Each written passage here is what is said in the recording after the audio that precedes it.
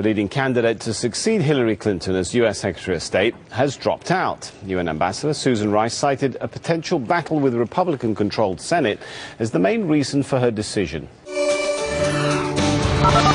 Susan Rice had been under intense scrutiny for her statements following the deadly U.S. consulate attack in Benghazi, Libya.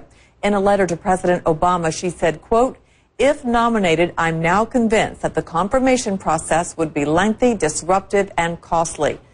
That trade-off is simply not worth it to our country," end quote. Rice spoke with U.S. network NBC about her decision.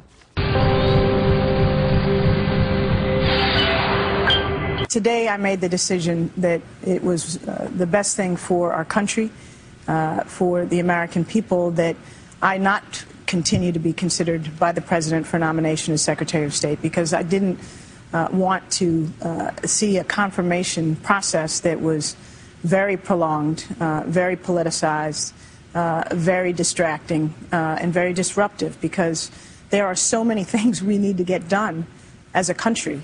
She is 48, a mother of two, stationed in New York while her family stays in Washington. She's already been an Undersecretary of State. She is now UN Ambassador, and she just came very close to becoming the next Secretary of State. What evidence do you have of how seriously you were under consideration? Were you it? I think I was under serious consideration. I can't obviously know what the President was thinking each step of the way.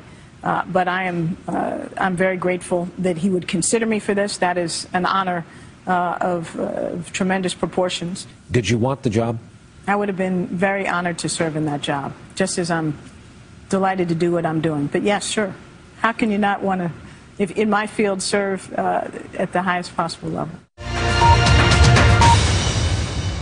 Ambassador Rice became the focus of relentless criticism by senior Republicans for her account of the September 11th attack on the U.S. consulate in Benghazi in Libya that killed Ambassador Chris Stevens and 3 other Americans.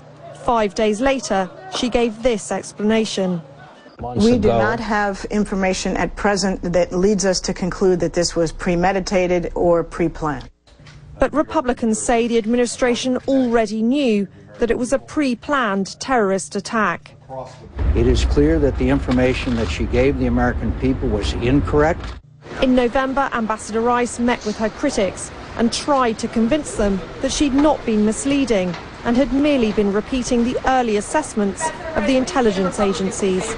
But she failed to win them over. Bottom line, I'm more disturbed now than I was before that the 16 September explanation about how 4 Americans died in Benghazi, Libya by Ambassador Rice, I think does not do justice to the reality at the time, and in hindsight clearly was completely wrong. Last month, President Obama seemed determined to fight for her and angrily defended her. When they go after the UN ambassador, apparently because they think she's an easy target,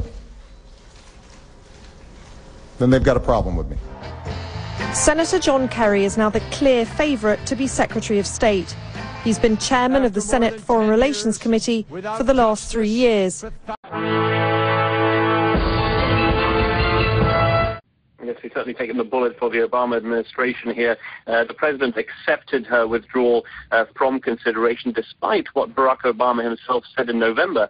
He said this: they should go after him, not her. When he says they, that is Republican Senators John McCain and Lindsey Graham. They've been very vociferous in their opposition to Susan Rice as Secretary of State, after, of course, the Benghazi attack, described by Susan Rice at the time, just a few days afterwards, as a spontaneous protest.